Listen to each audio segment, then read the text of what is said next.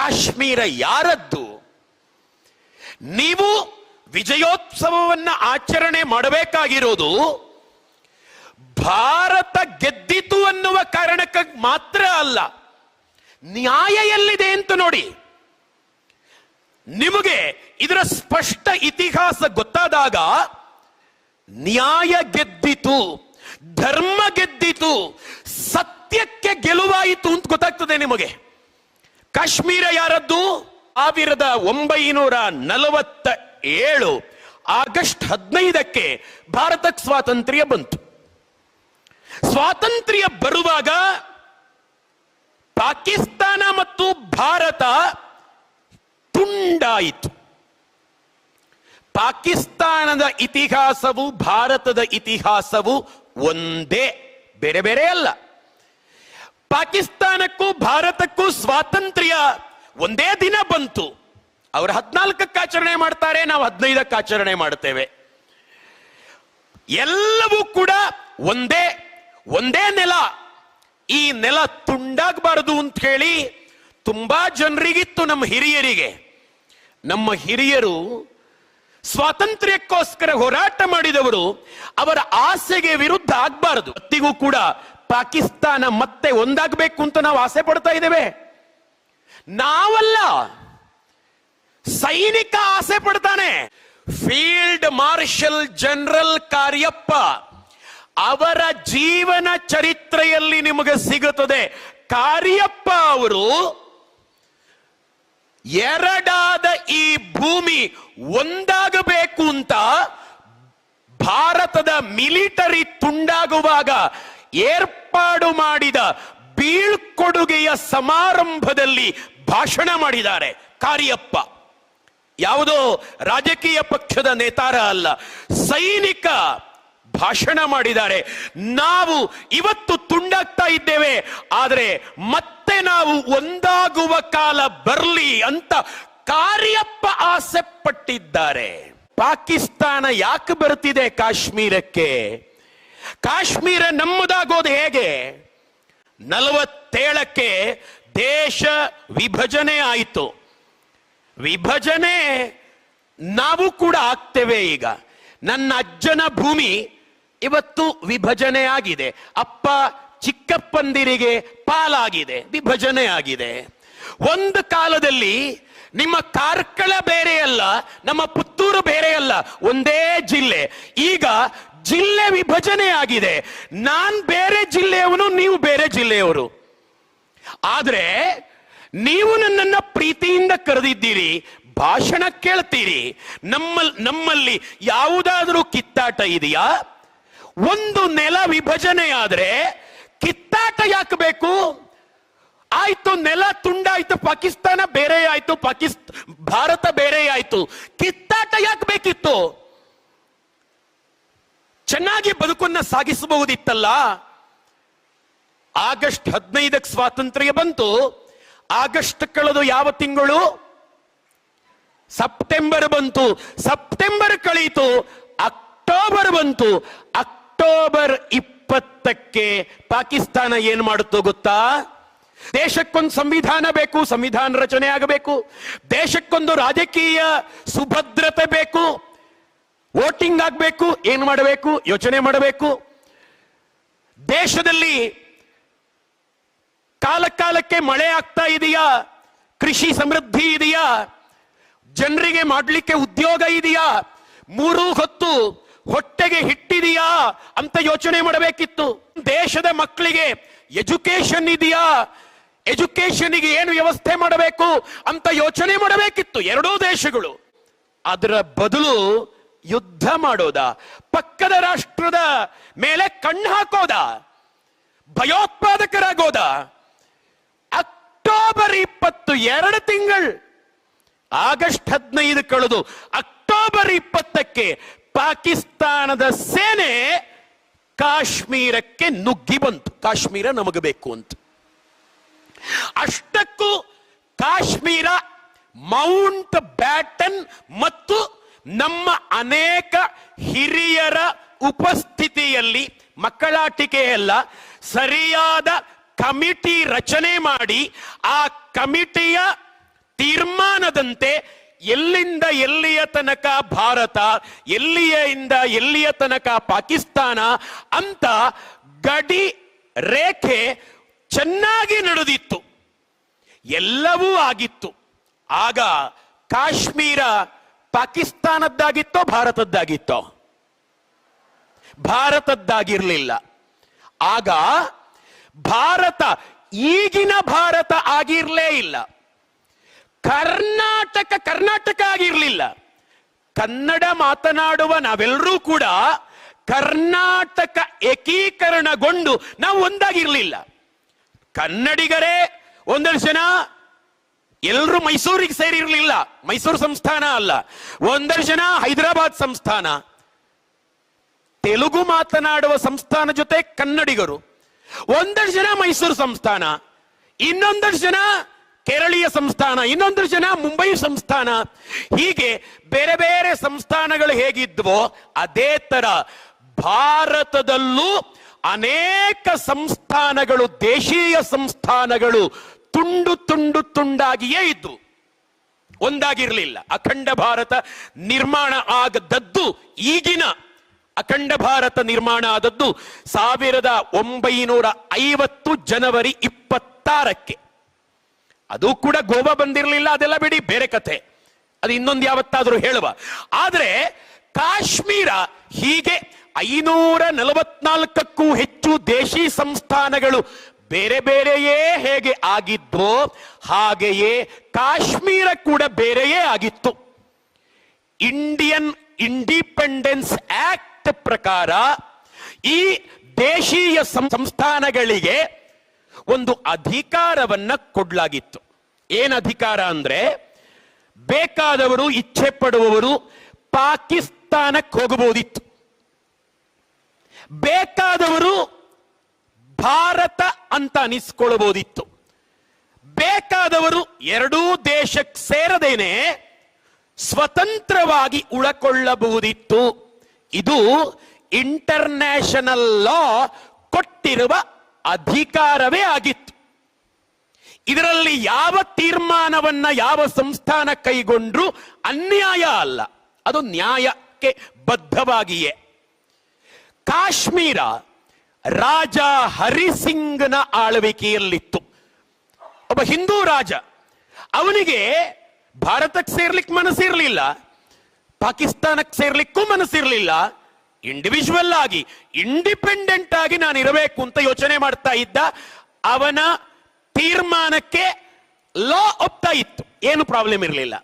ಆದರೆ ಅದೇ ಟೈಮಲ್ಲಿ ಸರ್ದಾರ್ ವಲ್ಲಭಭಾಯಿ ಪಟೇಲ್ ಜಿ ಅವರ ಟೀಮ್ ಭಾರತವನ್ನ ಒಂದು ಮಾಡುವ ಕೆಲಸದಲ್ಲಿ ನಿರತವಾಗಿತ್ತು. ಎಲ್ಲರನ್ನೂ ಕನ್ವಿನ್ಸ್ ಮಾಡ್ತಾ ಮಾಡ್ತಾ ಮಾಡ್ತಾ ನೋಡಿ, ನಾವೆಲ್ಲರೂ ಒಗ್ಗಟ್ಟಾಗಿದ್ರೆ ಏನೇನು ಬೆನಿಫಿಟ್ಸ್ ಇದೆ ಅಂತೆಲ್ಲ ಹೇಳ್ತಾ ಹೇಳ್ತಾ ಒಂದು ಮಾಡುತ್ತಾ ಇದ್ದ ಟೈಮಲ್ಲಿ, ಅಥವಾ ಆ ಯೋಚನೆಯಲ್ಲಿದ್ದಾಗ 2 ತಿಂಗಳಾಗುವುದರ ಒಳಗಡೆ ರಾಜ ಹರಿಸಿಂಗಿನ ನೆಲಕ್ಕೆ ಪಾಕಿಸ್ತಾನದ ಸೇನೆ ನುಗ್ಗಿ ಬಂತು, ನುಸುಳಿ ಬಂತು. ಅವರದ್ದಲ್ಲ, ಹರಿಸಿಂಗನದ್ದು. ಹರಿಸಿಂಗ್ ನಡುಗಿ ಹೋದ. ಯಾಕೆ ಅಂತಂದ್ರೆ ಜನರ ಮಾರಣ ಹೋಮ ನಡೆಯಿತು. ಕಾಶ್ಮೀರದಲ್ಲಿ ಹಿಂಸಾಚಾರ ಭುಗಿಲೆದ್ದಿತು. ಆವಾಗ ಇವನು ಹೆದರಿ ಭಾರತದ ಹತ್ರಕ್ಕೆ ಓಡಿ ಬಂದು ಅಲ್ಲಿಂದ ಒಂದು ಭಾರತ ಸರ್ಕಾರಕ್ಕೆ ಲೆಟರ್ ಬರೆದ. ನನ್ನ ಹತ್ರ ಸೇನಾ ಬಲ ಇಲ್ಲ, ಅವನ ಹತ್ರ ಮಿಲಿಟರಿ ಇರಲಿಲ್ಲ ಉಳಿಸ್ಕೊಳ್ಳಿಕ್ಕೆ, ದಯವಿಟ್ಟು ಹೆಲ್ಪ್ ಮಾಡಿ ನನಗೆ ಸೇನೆಯನ್ನ ಕಳಿಸ್ಕೊಡಿ ಅಂತ ಭಾರತ ಸರ್ಕಾರಕ್ಕೆ ಲೆಟರ್ ಬರೆದ ರಾಜ ಹರಿಸಿಂಗ್. ಈಗ ಬುದ್ಧಿವಂತ ರಾಜಕಾರಣಿ, ಉಕ್ಕಿನ ಮನುಷ್ಯ, ಮೊದಲ ಗೃಹ ಸಚಿವ ಪ್ರತ್ಯುತ್ತರ ಬರೆದರು ತಕ್ಷಣ. ನೋಡಪ್ಪ, ನಾವು ಈ ಕ್ಷಣವೇ ನಮ್ಮ ಸೈನಿಕರನ್ನ ನಿನ್ನ ನೆಲವನ್ನ ಉಳಿಸ್ಕೊಳ್ಳೋದಕ್ಕಾಗಿ ಕಳಿಸ್ಕೊಳ್ಳಿಕ್ಕೆ ರೆಡಿ ಇದ್ದೇವೆ. ಆದರೆ ಇಮ್ಮಿಡಿಯೇಟ್ ಆಗಿ ನೀನು ಭಾರತದ ವಿಲೀನಕರಣ ಒಪ್ಪಂದದ ಪತ್ರಕ್ಕೆ ಸಿಗ್ನೇಚರ್ ಮಾಡಬೇಕು ಅಂತ, ಭಾರತದ ಜೊತೆ ಒಂದಾಗ್ತಿದ್ದೇನೆ ಅಂತ ಒಪ್ಕೊಳ್ಳಬೇಕು ಅಂತ. ವಿಧಿ ಇಲ್ಲದೆ ಅದು ನಮ್ ಡಿಮಾಂಡ್ ಆಗಿತ್ತು, ನಮ್ದೇನ್ ಪ್ರಾಬ್ಲಮ್ ಇರಲಿಲ್ಲ. ಇಲ್ಲಾಂದ್ರೆ ನಾವು ಕಳಿಸೋದಿಲ್ಲ ಅಷ್ಟೇ ಅಂತ. ನಾವು ಕೊಲೆ ಮಾಡಿ ರಕ್ತಪಾತ ಮಾಡಿ ಕಾಶ್ಮೀರ ನಮಗೆ ಬೇಕು ಅಂತ ಹೋರಾಟ ಮಾಡಿದ್ದಲ್ಲ. ಅವನನ್ನು ವಿನಂತಿ ಮಾಡದ ಸೇನೆ ಬೇಕು, ಸಹಾಯ ಬೇಕು ಅಂತ ನಾವು ಒಂದು ವಿನಂತಿ ಮಾಡಿದ್ವಿ, ನಮಗೆ ಕಾಶ್ಮೀರ ನಾವು ಒಂದಾಗಿರುವ ಅಂತ. ಅವನು ವಿಧಿ ಇಲ್ಲದೆ ಸಿಗ್ನೇಚರ್ ಮಾಡಿದ ಅನ್ನುವಲ್ಲಿಂದ ಆ ಕ್ಷಣದಿಂದ ಕಾಶ್ಮೀರ ಏನಾಯ್ತು? ಭಾರತ ಆಯಿತು. ಇದನ್ನ ನೀವು ಹೇಳಿ ನ್ಯಾಯ ಅನ್ಯಾಯಗಳ ವಿಮರ್ಶೆಗೆ ಯಾರದ್ದು ನ್ಯಾಯ ಯಾರದ್ದು ಅನ್ಯಾಯ ಅಂತ. ನನ್ನ ಜಾಗವನ್ನ ಮಾರಾಟ ಮಾಡಿದ್ರೆ ನಿಮ್ಮ ಹತ್ರ ಕ್ರಯಚೀಟ್ ಒಪ್ಪಂದಕ್ಕೆ ನಾನ್ ಮಾಡಿದ ಸಿಗ್ನೇಚರ್ ಸಕಲ ನಾನು ಬರ್ಕೊಟ್ಟಿದ್ದೇನೆ, ನನ್ನ ಭೂಮಿಯನ್ನ ನಿಮ್ದು ಅಂತ. ಸೂರ್ಯ ಸ್ಪಷ್ಟವಾಗಿದೆ, ರಾಜಾ ಹರಿಸಿಂಗ್ ಸಿಗ್ನೇಚರ್ ಇದೆ, ಭಾರತದ ಕಡತದಲ್ಲಿದೆ ಅದು. ಹೀಗಿರುವಾಗಲೂ ಕೂಡ ಕಾಶ್ಮೀರ ಬೇಕು ಅಂತ ಇವತ್ತಿನ ತನಕ ಪಾಕಿಸ್ತಾನ ಕಣ್ಣು ಹಾಕ್ತಾ ಇರುವಂತದ್ದು ತಪ್ಪೋ ಸರಿಯೋ ಯೋಚನೆ ಮಾಡಬೇಕು. ನಾವು ಬಹಳ ಚೆನ್ನಾಗಿರಬಹುದಿತ್ತು. ದಕ್ಷಿಣ ಕನ್ನಡ ಜಿಲ್ಲೆ, ಉಡುಪಿ ಜಿಲ್ಲೆ ಚೆನ್ನಾಗಿರುವಂತೆಯೇ ನನ್ನ ಅಪ್ಪ ಮತ್ತು ಚಿಕ್ಕಪ್ಪಂದಿರು ಅಜ್ಜನ ಭೂಮಿ ವಿಭಜನೆಯಾಗಿರುವಾಗಲೂ ಪರಸ್ಪರ ಚೆನ್ನಾಗಿರುವಂತೆ ಭಾರತ ಪಾಕಿಸ್ತಾನ ಚೆನ್ನಾಗಿರಬಹುದಿತ್ತು. ಎಷ್ಟೆಲ್ಲ ಲಾಭಗಳಿದ್ವು. ಪಾಕಿಸ್ತಾನ ನಾವು ಚೆನ್ನಾಗಿದ್ದಿದ್ರೆ ಅದನ್ನೆಲ್ಲ ಬಿಟ್ಟು ಈ ಕೋಟಿ ಕೋಟಿ ದುಡ್ಡನ್ನ ನುಂಗಿ ನೀರು ಕುಡಿದು ಎಷ್ಟೋ ಜನರನ್ನ ಕೊಂದು ಇದೆಲ್ಲ ಯಾಕೆ ಇಂಥ ಮಾನಸಿಕತೆ? ಈ ಮಾನಸಿಕತೆಯ ವಿರುದ್ಧ ನಡೆದ ಹೋರಾಟ ಅಂತ. ಕಾರ್ಗಿಲ್ ಯುದ್ಧ ಒಂದೇ ಯುದ್ಧ ಅಲ್ಲ, ಇಂಥ ಯುದ್ಧಗಳು ಅನೇಕ ಬಾರಿ ನಡೆದಿದ್ದಾವೆ. ನಾನು ಹೇಳಿದೆ, ವಲ್ಲಭಭಾಯಿ ಪಟೇಲ್ ಜಿ ಅವರು ಅವನು ಸಿಗ್ನೇಚರ್ ಮಾಡಿದ ತಕ್ಷಣ ನಮ್ಮ ಸೇನೆಯನ್ನ ಕಳಿಸ್ಕೊಟ್ರು. ನಮ್ಮ ಸೇನೆ ಹೋರಾಟ ಶುರು ಮಾಡಿತು. ಮೊದಲ ಭಾರತ ಪಾಕಿಸ್ತಾನ ಯುದ್ಧ 1999ರಲ್ಲಿ ನಡೆದದ್ದಲ್ಲ, ಕಾರ್ಗಿಲ್ ಯುದ್ಧ ನಡೆದದ್ದು 99ರಲ್ಲಿ, 25 ವರ್ಷಗಳ ಹಿಂದೆ. ಆದರೆ ಮೊದಲ ಯುದ್ಧ ಸ್ವಾತಂತ್ರ್ಯದ ಸಂಭ್ರಮದ ಹೊಸಿಲಿನ ಆ 1947ರಲ್ಲಿ ನಡೆಯಿತು ಮಕ್ಕಳೇ. ಸ್ವಾತಂತ್ರ್ಯ ಬಂದಾಗ ಯುದ್ಧ ಮಾಡೋದಾ? ನಮ್ಮ ಜನಕ್ಕೆ ಸೂಕ್ತ ವ್ಯವಸ್ಥೆ ಮಾಡೋದು ಬಿಟ್ಟು ಯುದ್ಧ ಮಾಡೋದಾ? ಎಷ್ಟು ಅನ್ಯಾಯ ಮಾಡ್ತಾ ಇದೆ ಪಾಕಿಸ್ತಾನ ಅಂತ ನೀವು ಯೋಚನೆ ಮಾಡಿ. ಸರ್ ಹೇಳಿದರು ನಿರೂಪಣೆಯಲ್ಲಿ, ಪ್ರಾಸ್ತಾವಿಕ ಭಾಷಣದಲ್ಲಿ, ಕಾರ್ಗಿಲ್ ಯುದ್ಧನೂ ಹಾಗೆಯೇ ಅನ್ಯಾಯದಲ್ಲಿ ಪ್ರತಿ ಬಾರಿ ಅನ್ಯಾಯದ ಹೆಜ್ಜೆಯನ್ನೇ ಇಟ್ಟದ್ದು. ಪಾಕಿಸ್ತಾನ ಎಷ್ಟು ದುರ್ಬಲ ಅಂದ್ರೆ, ಪಾಕಿಸ್ತಾನ ಕಾರ್ಗಿಲ್ ಪ್ರದೇಶವನ್ನ ವಶಪಡಿಸಿಕೊಂಡದ್ದು ಆ ದೇಶದ ಪ್ರಧಾನ ಮಂತ್ರಿಗಳಿಗೆ ಗೊತ್ತಾಗಿಲ್ಲ ಅಂದ್ರೆ, ಪರ್ವೇಜ್ ಮುಷರಫ್ ಮಾಡಿದ ಈ ಅವಾಂತರ ದೇಶದ ಪ್ರಧಾನಿಗೆ ಗೊತ್ತಾಗಿಲ್ಲ ಅಂತಂದ್ರೆ ಈ ದೇಶ ಎಷ್ಟು ವೀಕ್ ಅಂತ ಯೋಚನೆ ಮಾಡಿ. ನೀವು ಎಷ್ಟು ದುರ್ಬಲ ಅಂತ ಯೋಚನೆ ಮಾಡಿ. ಇಂಥ ದುರ್ಬಲ ನಾಲಾಯಕ ದೇಶ ನಮ್ಮಿಂದ ಪೆಟ್ಟು ತಿಂದು ತಿಂದು ತಿಂದು ಕೂಡ ಮತ್ತು ಸಾಯುವುದಕ್ಕೆ ಬರ್ತಾ ಇದೆ. ಅದು Pakistan. Field marshal general Cariappa ಅವರೇ ಮೊದಲ ಭಾರತ ಪಾಕಿಸ್ತಾನ ಯುದ್ಧವನ್ನ ಲೀಡ್ ಮಾಡಿದ್ದು, ನಮ್ಮ ಕರ್ನಾಟಕದವರು. ಮೊದಲ ಯುದ್ಧ. ಆ ಟೈಮಲ್ಲಿ ನಮ್ ಸೈನಿಕ ನಮ್ ಹೆಮ್ಮೆ ಮಾತ್ರ ಅಲ್ಲ, ನಮ್ ಸೈನಿಕ ಈ ಸೇನೆಯ ಹೆಮ್ಮೆಯೂ ಕೂಡ. ಕಾರ್ಯಪ್ಪ ಅವರಿಗೆ ಎಷ್ಟು ಧೈರ್ಯ ಇತ್ತು ಗೊತ್ತಾ ಮಾತಾಡ್ಲಿಕ್ಕೆ. ಜವಾಹರ್ಲಾಲ್ ನೆಹರು ಅವರಿಗೆ ಪತ್ರನೂ ಬರೆದರು. ಅನೇಕ ಸಂದರ್ಭಗಳಲ್ಲಿ ಮಾತುಕತೆ ಆಡುವಾಗಲೂ ಹೇಳಿದ್ರು, ನೋಡಿ ಸರ್, ಯಾವತ್ತೂ ಡೌಟ್ ಬೇಡ, ಅವ್ರು ಆಕ್ರಮಿಸ್ಕೊಂಡಿದ್ದಾರಲ್ಲ, ನಮ್ಮ ಕಾಶ್ಮೀರದ ನೆಲವನ್ನ ಪ್ರತಿಯೊಬ್ಬನನ್ನ ಅಟ್ಟಾಡಿಸಿ ಹೊಡೆದು ಓಡಿಸಿ ಮತ್ತೆ ನಮ್ಮ ನೆಲವನ್ನ ನಾವು ಪಡೆದುಕೊಳ್ಳುವುದಕ್ಕೆ ಸರಿಯಾದ ಸಾಮರ್ಥ್ಯ ಇಂಡಿಯನ್ ಆರ್ಮಿ ಹತ್ರ ಇದೆ, ಡೌಟ್ ಬೇಡ ನಿಮಗೆ. ಆದರೆ ದಯವಿಟ್ಟು ನೀವು ರಾಜಕಾರಣಿಗಳು ನಮಗೆ ಹೆಲ್ಪ್ ಮಾಡೋದನ್ನ ನಿಲ್ಲಿಸಬಾರದು. ರಾಜಕಾರಣಿಗಳು ನೀವು ಹೇಳಿದ ಹಾಗೆ ನಾವು ಕೇಳಬೇಕಲ್ಲ. ನೀವು ಯುದ್ಧ ವಿರಾಮ ಮಾತ್ರ ಹಾಕಬಾರದು ಅಂತ ಕಾರ್ಯಪ್ಪ ಅವರು ಅನೇಕ ಬಾರಿ ಕೇಳ್ಕೊಂಡ್ರು. ಅಂದ್ರೆ ಕಾರ್ಯಪ್ಪ ಅವರಿಗೆ ರಾಜಕಾರಣಿಗಳ ಬಗ್ಗೆ ಡೌಟ್ ಇತ್ತು, ಸೇನೆ ಬಗ್ಗೆ ಡೌಟ್ ಇರಲಿಲ್ಲ. ನಿರಂತರ ಘನಘೋರವಾದಂತ ಮೊದಲ ಭಾರತ ಪಾಕ್ ಯುದ್ಧ ನಡೀತಾನೆ ಇತ್ತು. ಆದ್ರೆ 1948 ಅಲ್ಲಿ ತನಕ ನಡೆಯಿತು ಯುದ್ಧ. 48 ಜೂನ್ ತಿಂಗಳಲ್ಲಿ ನಮ್ಮ ಪ್ರಧಾನಮಂತ್ರಿ ಜವಾಹರ್ಲಾಲ್ ನೆಹರು ಅವರು ವಿಶ್ವಸಂಸ್ಥೆಯ ಬಾಗಿಲಿಗೆ ಹೋಗಿ ವಿನಂತಿಸಿಕೊಂಡ್ರು, ನಮ್ಮ ನೆಲದಲ್ಲಿ ಯುದ್ಧ ನಡೀತಾ ಇದೆ, ನಮಗೆ ದಯವಿಟ್ಟು ನಿಲ್ಲಿಸಿಕೊಡಿ, ನಮಗೆ ಶಾಂತಿ ಸ್ಥಾಪನೆ ಆಗಬೇಕು ಅಂತ. ಫೀಲ್ಡ್ ಮಾರ್ಷಲ್ ಭರವಸೆ ಕೊಟ್ಟಾಗಿತ್ತು. ನೋಡಿ, ನೀವಿನ್ನೇನು ಮಾಡಬೇಕಾಗಿಲ್ಲ, ನಾವು ವಶಪಡಿಸ್ಕೊಳ್ತೇವೆ ನಮ್ಮ ಭೂಮಿಯನ್ನ ಅಂತ. ಆದರೆ ನೆಹರು ಅವರ ಕಾರ್ಯತಂತ್ರ ಬೇರೆ ಆಗಿತ್ತು. ನನಗೆ ಗೊತ್ತಿಲ್ಲ, ನಾನು ಜಡ್ಜ್ಮೆಂಟ್ ಕೊಡಲ್ಲ, ಜಡ್ಜ್ ನೀವು ಮಾಡಿ, ವರದಿ ಮಾತ್ರ ನಾನು ಒಪ್ಪಿಸ್ತೇನೆ. ನೆಹರು ಅನ್ಯಾಯ ಮಾಡಿದ್ರೋ ನ್ಯಾಯ ಮಾಡಿದ್ರೋ, ಕಾರ್ಯಪ್ಪ ಅವರದ್ದು ಅಧರ್ಮದ ಚಿಂತನೆಯೋ ನನಗೆ ಗೊತ್ತಿಲ್ಲ, ವರದಿ ಅಂತೂ ಒಪ್ಪಿಸ್ತಾ ಇದ್ದೇನೆ ನಾನು. ನೀವು ಯೋಚನೆ ಮಾಡಿ, ಅವತ್ತು ಅನಿವಾರ್ಯ ಇದ್ದಿರಲೂಬಹುದು. ಯಾಕೆ ಅಂತಂದ್ರೆ ಯುದ್ಧ ಅಂತಂದಾಗ ಎಷ್ಟು ಕೋಟಿ ದುಡ್ಡು ನಷ್ಟ ಆಗ್ತಿದೆ. ಪ್ರತಿ ಯುದ್ಧದಲ್ಲಿ ನಾವು ಎಷ್ಟು ಕೋಟಿ ಕಳ್ಕೊಂಡ್ವಿ. ಅಷ್ಟು ಕೋಟಿ ದುಡ್ಡಿನಿಂದ ಕಳ್ಕೊಂಡ ಕಾರಣದಿಂದ ದೇಶದ ಅಭಿವೃದ್ಧಿಗೆ ಎಷ್ಟು ಹಿನ್ನಡೆ ಆಗಿದೆ.